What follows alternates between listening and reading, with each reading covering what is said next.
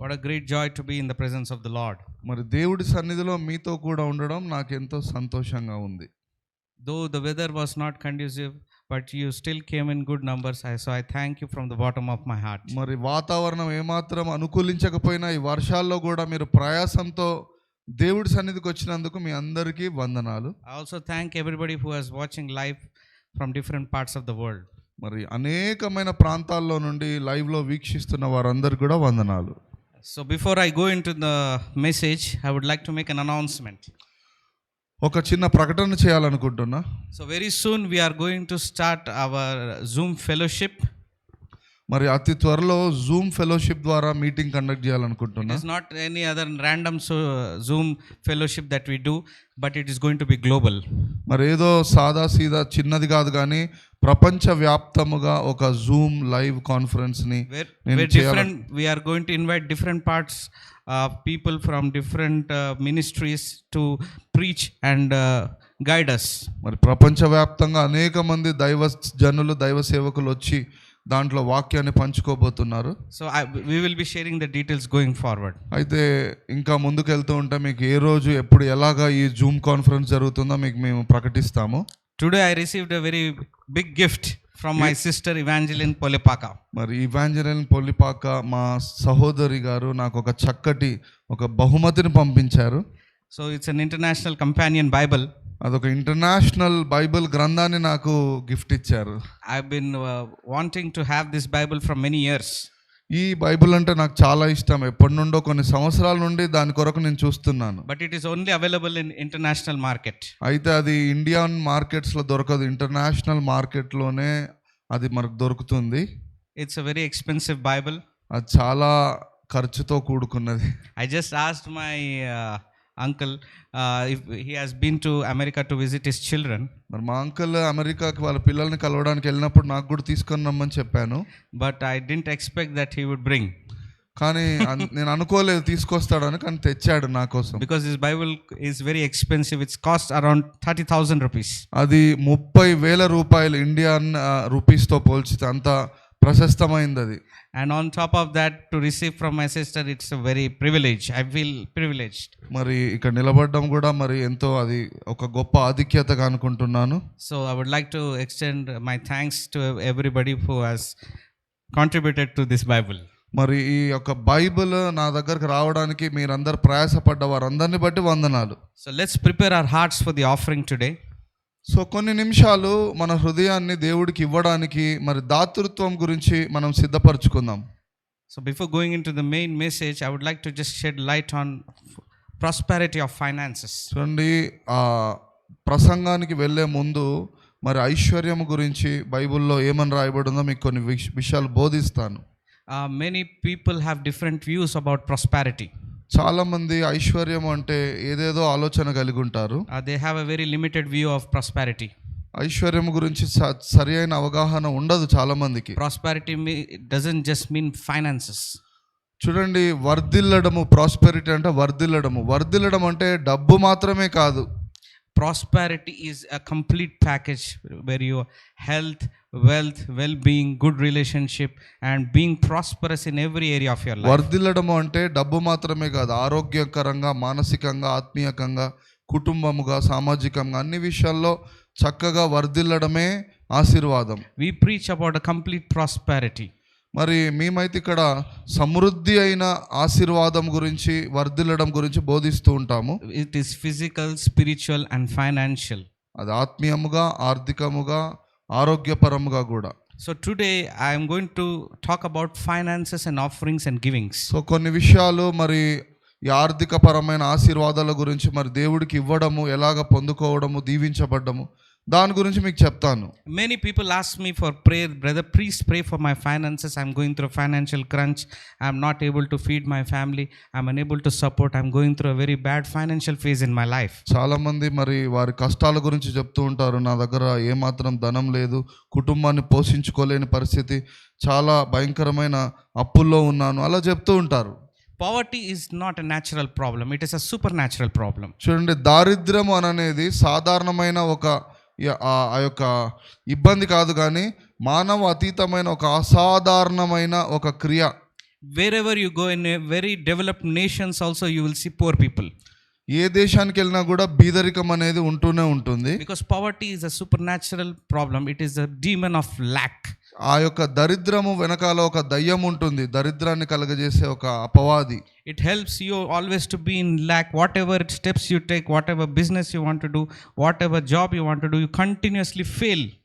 ఆ యొక్క అపవాది అనేది ఏం చేస్తూ ఉంటుందంటే దరిద్రమును కలగజేసే అపవాది నువ్వు ఏ పని చేసినా వర్ధిల్లకుండా ఉద్యోగం వ్యాపారంలో ఓటమినే చూసి దరిద్రుడు అయ్యేటట్టుగా చేస్తూ ఉంటారు. There are many people who do business but their hand is not good. They are not successful at those things. ఎంతో మంది మంచి మంచి వ్యాపారాలు చేయాలనుకుంటూ ఉంటారు కానీ వారు మరి చేయలేక ఓడిపోతూ ఉంటారు. So we cannot deal with supernatural problem with a natural mind. చూడండి, ఆత్మ సంబంధమైన వాటిని శరీర సంబంధమైన వాటిగా మనము చేయలేము. గుర్తించాలి అది ఆత్మ సంబంధమైన ఇబ్బంది అని. God's plan in Bible is financial breakthrough. He has set certain principles to achieve this prosperity, financial prosperity towards నీ us. జీవితంలో నువ్వు వర్ధిల్లాలి, ఆశీర్వదించబడాలి, ఐశ్వర్యం పొందుకోవాలంటే దేవాది దేవుడు ఆత్మీయకంగా వాక్యములో కొన్ని చట్టాలను రూపొందించాడు, కొన్ని నియమాలను ఉంచాడు. వాటిని అర్థం చేసుకోవాలి. There are 4 types of giving in the Bible. చూడండి, బైబిల్ గ్రంథంలో దేవుడికి ఇచ్చే విధానాలు 4 విధానాలుగా ఉన్నాయి. The number 1 is tithe.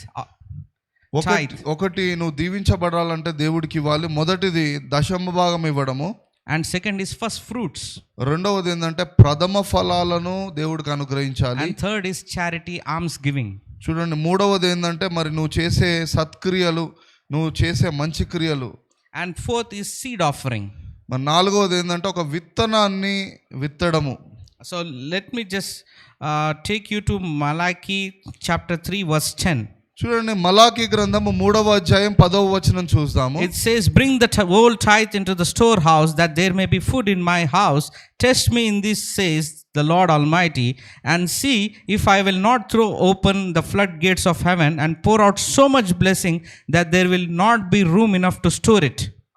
నా మందిరములో ఆహారం ఉండులాగున నీ యొక్క రాబడి అంతట్లో 10వ భాగమును నా మందిరానికి తీసుకొని వచ్చి నాకు ఇచ్చి నన్ను శోధించినట్లయితే దేవుడు అంటా ఉన్నాడు, నేను ఆకాశపు తూములను విప్పేదను, మరి పట్టజాలనంత విస్తారమైన ఆశీర్వాదాలను నేను నీకు ఇస్తా అని దేవుడు వాగ్దానం చేస్తున్నాడు. The Lord himself tells these people to test me in this and see that will I not open the floodgates of heaven for you. దేవుడే మనతో సవాల్ చేస్తున్నాడు, నాకు ఇచ్చి నన్ను శోధించండి, మీరు ఆశీర్వదించబడతారు, ఆకాశపు తూములను విప్పి పట్టజాలనంత దీవెనలు ఇస్తా అని దేవుడు వాగ్దానం చేస్తున్నాడు. And for every giving there is a motivation. You need some motivation to give something. మరి ఏదైనా మనం చేయాలి, ఇవ్వాలి అంటే దాని వెనకాల ఒక ప్రేరేపణ కలిగి ఉండాలి కదా. And tithe motivation is obedience. చూడండి, ఈ యొక్క మరి దశంభాగం ఇవ్వడం వెనకాల ప్రేరేపణ ఏంటంటే అది విధేయత, వాక్యానికి లోబడమే. You give 10% of whatever you are earning out of obedience. చూడండి, నీవు సంపాదించే దాంట్లో 10వ వంతు ఎందుకు ఇస్తున్నావు అంటే వాక్యం చెప్తుంది అది ఒక విధేయతకు సూచనగా ఉంది. And when you give the 10% of your earnings to the Lord, you will be connected to a divine blessing which God has promised in the Bible. దేవుడు వాక్యానికి లోబడి మనం అది చేసినప్పుడు, ఆ యొక్క 10% ఇచ్చినప్పుడు దేవుని ఆశీర్వాదాలు పొందుకోవడానికి అనుకూలంగా నువ్వు ఉంటావు అక్కడ. There is so much to say about tithes, but basically it means that you are obedient and you are giving 10%, and what happens in return is God protects your money. The 10% that you are giving to the God, he protects the 90% of the income. మరి ఇక్కడ నువ్వు 10వ వంతు విధేయతతో దేవుడికి ఇచ్చినప్పుడు ఆ యొక్క మిగతా 90% దేవుడు సంరక్షించి అది అధికమయ్యే విధంగా దేవుడు చేస్తూ ఉంటాడు. It helps you to protect you from the devourer, from the devil. మరి నీవిచ్చే కానుక అపవాది నుండి నిన్ను రక్షించడానికి ఆ కానుక పోరాడుతూ ఉంటుంది. And the second type of giving is first fruits. First fruits is nothing but when you do some business, or when you if you are in farming, you will, like first fruits what you get, you give it to God as an offering. చూడండి, రెండో విధానము ఏంటంటే ప్రథమ ఫలాలను ఇవ్వడం. నువ్వు ఏ పని చేసినా దాంట్లో నుండి మొట్టమొదటిది ప్రథమ ఫలాన్ని ప్రభువుకి ఇచ్చి దేవుణ్ణి గణపరచడం. Many people work in MNC. It is also called as hike. When you get hike after your salary, first hike, you give it to the Lord, that you are grateful. చూడండి, పంట పొలాల్లో పనిచేసేవారు ప్రథమ ఫలం అప్పట్లో ఇచ్చేవారు. అయితే ఇప్పుడు ఎంఎన్సీలో పనిచేసేవారు కూడా వారికి హైక్ వచ్చినప్పుడు కూడా, శాలరీ హైక్ అయినప్పుడు కూడా కొంతమంది విధేయతతో, కృతజ్ఞతతో దాంట్లో నుండి ప్రథమ ఫలాన్ని దేవుడికి And the ఇస్తారు. motivation for this is generosity.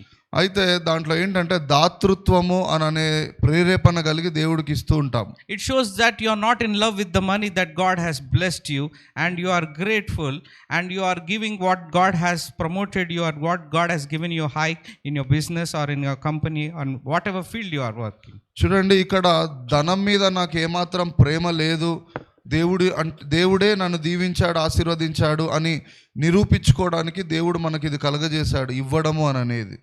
So that is why people, and it is only done once. It's not always. When you receive from profit from your business or a hike, you do it only once in your life. ఈ ప్రథమ ఫలం అనేది ఊకూకే చేసేది కాదు. ఒకసారి నీకు వ్యాపారంలోనో ఉద్యోగంలోనో మరి లాభము రాబడి వచ్చినప్పుడు ఆ ఒక్కసారి ఇచ్చేది మాత్రమే ప్రథమ ఫలం. And the next giving is charity, alms giving. మరి మూడవది ఏంటంటే ఉచితంగా నీవు మరి పేదలకు నువ్వు పంచి పెట్టేది మంచి క్రియలు, సత్క్రియలు. You give it to poor and you are moved out of compassion to bless them. చూడండి, నువ్వు కనికరముతో పేదలకు ఇచ్చి వారిని దీవించాలని అనుకోవడము మూడవ విధానం. And God encourages you to do charity and help the underprivileged who are not able to meet their needs, and you can be a blessing to your brother or a poor person.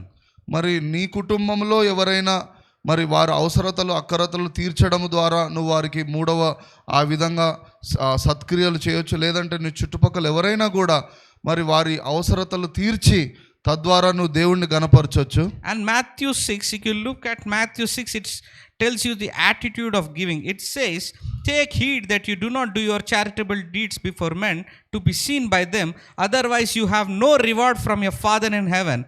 Therefore, when you do a charitable deed, do not sound a trumpet before you, as hypocrites do in the synagogues and in the streets, that they may have glory from men. ఇక్కడ మత్తయి సువార్తలో ఏమని రాయబడిందంటే, మీరు సత్క్రియలు, ధర్మకార్యాలు, పుణ్యకార్యాలు చేసినప్పుడు మరి ఒక చేత్తో చేస్తూ ఇంకొక చేతికి తెలియకుండా చేయాలి. మరి మీ మంచి క్రియలు అనేకులకు కనబడులాగున కావాలని బాహాటంగా చేసినప్పుడు నీకు దీవెన ఉండదు, కానీ రహస్యముగా దేవుడికి మాత్రమే కనబడే విధంగా ఈ యొక్క సత్క్రియలు చేయాలి అని రాయబడి ఉంది. Alms are given, in other words, alms are given secretly to the person who has need. You protect the person's dignity. చూడండి, నువ్వు ఎవరికైతే ఆ యొక్క ప్రేరేపించబడి వారికి సహాయం చేస్తున్నావో వారి గౌరవాన్ని నువ్వు అంటే వారిని అగౌరవపరచకుండా, అనేకుల ముందు అది కనబడకుండా వ్యక్తిగతంగా వారికి నువ్వు చెయ్యాలి. అది It is not like you show off that I'm giving 100 rupees and you tell 100 people. కొంతమంది ఒక 100 రూపాయలు ఎవరికో పేదోళ్ళకో ఎవరికో ఇచ్చేసి 100 మందికి కనబడేటట్టుగా చెప్పుకుంటూ ఉంటారు. అది సరైంది కాదు. So, and it is also very important. The word says in Proverbs 19:17, you may see later on, it says, whoever is kind to the poor, he lends to the poor and he will reward them for what they have done.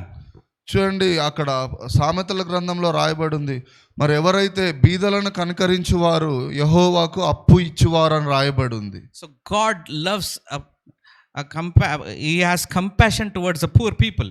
చూడండి, పేదల ఎడల ఎవరైతే కనికరం చూపుతారో అటువంటి వారిని దేవుడు కూడా కనికరించి ప్రేమిస్తూ ఉంటాడు. And many people say that I do many deeds, I do many charity works, I do give a lot, but I don't get anything back.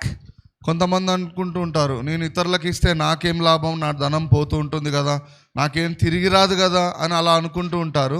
What I have observed, the major mistake that people do is they convert tithe into charity, they convert seed offering into charity, they convert first fruits into charity work. కొంతమంది ఏం చేస్తూ ఉంటారంటే దేవుడికి ఇచ్చేది పేదలకు ఇస్తూ ఉంటారు, పేదలకు ఇచ్చేది దేవుడికి ఇవ్వడము, ఏదో అటు ఇటు అట్లా తారుమారు చేస్తూ ఉంటారు. సరైంది కాదు. Every giving has a specific blessing in return. మీరు ఇచ్చే ప్రతిది కూడా క్రమంగా దేవుడికి పేదలకు ఇచ్చినప్పుడు తిరిగి నీకు ఆశీర్వాదం వస్తూ ఉంటుంది. When you give tithe, you are protected from the devil's attack, and it is a covenant of protection for you. చూడండి, నువ్వు దేవుడికి ఇచ్చేది, ఆ కానుక ఇచ్చేది ఏ విధంగా ఉంటుందంటే నీకు ఒక సంరక్షణ కోటగా ఉంటుంది. అపవాది నిన్ను ముట్టకుండా దేవుడు చేస్తాడు. And first fruits is you are grateful that you are showing God that you are not in love with the money, and you are grateful that the Lord has blessed you and given you profits in your business and promotion in your workplace. చూడండి, ప్రథమ ఫలం అంటే నీ ఉద్యోగంలో వ్యాపారంలో వర్ధిల్లుతున్న కొలది నువ్వు దేవుడికి ఇస్తూ ఉండడం అంటే, నేను ధనము మీద నా మనసు ఉంచట్లేను కానీ దేవుడి మీదనే నా మనసు ఉంచుచున్నాను అని దేవుడి ఎదుట నువ్వు నిరూపించుకొని దీవెన పొందడానికి ఒక అవకాశం అది. And when you are giving charity, you should not blow horn, you should not promote yourself that you are doing good deeds. God encourages to give to the poor, but in secret.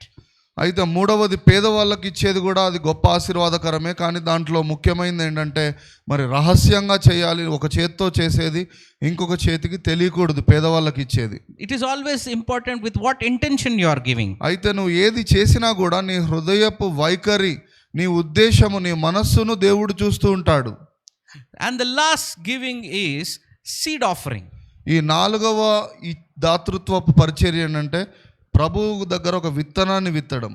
Seed offering is one of the most important givings where you give for the gospel expansion.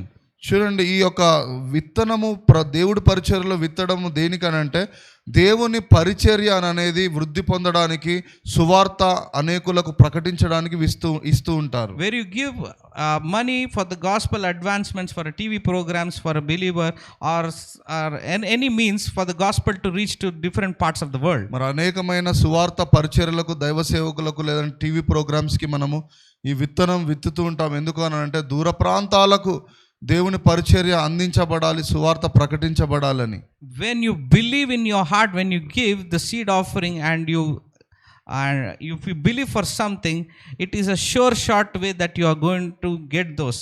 Because, and the most important thing is, when you give seed offering, you should always give it to a fertile soil. చూడండి, దేవుడికి ఇచ్చేటప్పుడు విశ్వాసంతో, నమ్మకంతో ఇవ్వాలి. ఇంకో విషయం ఏంటంటే సారవంతమైన నేలలో, ఒక మంచి పరిచర్యలో నువ్వు విత్తినప్పుడు ఫలిస్తుంది నీ పరిచర్య. As you are giving to Shekinah, it is a fertile soil, because our hands are clean. We don't use money to build our homes and buy properties, but to expand the kingdom of God, so that the gospel is reached to everybody and everybody is blessed by this message. ఈ షకీనా పరిచర్యలు మరి నువ్వు విత్తనం విత్తినప్పుడు ఏ విధంగా ఉంటుందంటే, అది మా సొంత ఖర్చులకు వాడుకోవడం కానీ, దేవుడి మహిమ కొరకై, దేవుడి రాజ్య సువార్త కొరకై మాత్రమే మేము దాన్ని వాడుతూ ఉంటాము. And when you believe and you sow your seed into fertile soil, you will reap the harvest. ఒక సారవంతమైన నేలలో విత్తినప్పుడు మాత్రమే ఆ గింజ ఫలిస్తూ ఉంటుంది కదా, అటువంటి పరిచర్యలోనే నువ్వు విత్తనం విత్తాలి. If there are any stubborn issues in your life that you're not getting a breakthrough, or there is a deal that is you want to do, or it is a marriage that you want to do but nothing is happening, you are being stagnant in that area, you are believing God for something, or as you can sow a seed and it can cancel, and the seed has a power to manipulate the time. చూడండి, నీ జీవితంలో ఎంతగానో నేను ఇబ్బంది పెడుతున్న ఒక మొండి సమస్య అయి ఉండొచ్చు, స్వస్థత, అనారోగ్యం అయి ఉండొచ్చు, లేదంటే ఇంకేదో ఒక వివాహం, ఏదో ఒక ఆశీర్వాదకరం నువ్వు చూస్తూ ఉన్నప్పుడు నీ విశ్వాసానికి క్రియారూపకంగా ప్రభువు సన్నిధిలో ఒక విత్తనం కూడా నువ్వు విత్తొచ్చు. ఆ విత్తనము ద్వారా కూడా దేవుడు నీకు మార్గాలు తెరిచి దీవెనిస్తాడు.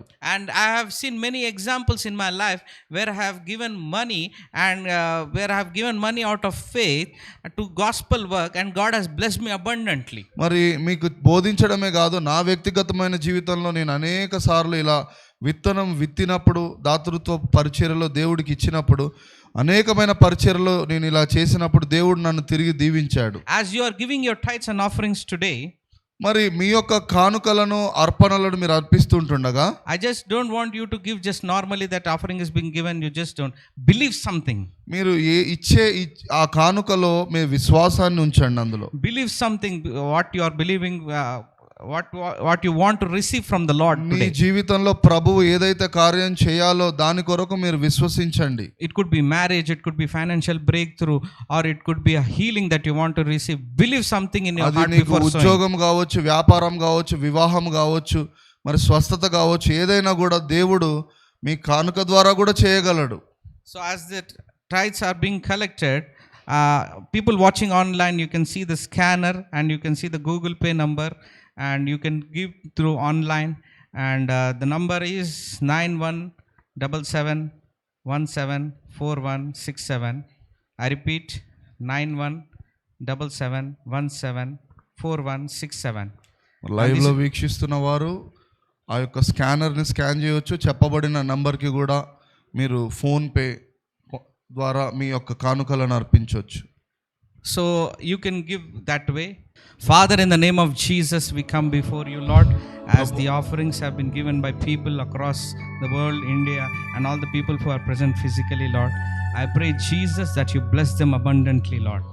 ప్రభువా, యేసుక్రీస్తు నామమున వచ్చిన వారందరినీ నాయన ప్రత్యేకమైన కానుక నాయన నీ కొరకు సమర్పించిన ప్రతి ఒక్కరిని కూడా నీ నామమున దీవిస్తున్నాం ప్రభువా. Whatever they have believed in their heart, Lord, may that breakthrough happen very soon, Lord. వారు ఏదైతే నమ్ముతున్నారో ఏ విషయాలు ఆ విషయంలో ఒక నాయన దైవ కార్యము జరుగును గాక. You are a faithful God, Lord. I believe, Lord, that you have a great purpose and plans in each one of their lives, Lord. ప్రభువా, నేను నమ్ముతున్నా నాయన, నువ్వు నమ్మదగిన దేవుడవు. వారి జీవితంలో పట్ల ఒక ప్రత్యేకమైన ప్రణాళిక కలిగిన దేవుడవు ప్రభువా. I especially pray for people who are looking for jobs. ఆయన ప్రత్యేకంగా ఉద్యోగాల కొరకు ప్రార్థిస్తున్నాం. I also pray for the people who are looking for financial breakthroughs in their business and they want to provide education for their children, Lord. ప్రభువా, మన నాయన ఎవరైతే వారు ఉద్యోగాల్లో వ్యాపారాలలో నాయన వారు అడుగుపెట్టి ఉన్నారో అవి వర్ధిల్లులాగున నేను And ప్రార్థిస్తున్నాను. also people who are believing for marriages and life partners. I pray, Jesus, that you show them their life partners and soulmates, Lord. నాయన వివాహముల విషయ కొరకై ప్రార్థిస్తున్నా నాయన, వారు ఎదురు చూస్తున్న ఆ యొక్క వివాహములు భాగస్వామి వారికి దొరుకునుగాకయ్యా. I ask this prayer in the precious name of our Lord and Savior Jesus Christ. యేసు నామమును బట్టి ప్రార్థిస్తున్నాం తండ్రి. And I pray that everyone is financially blessed in this church.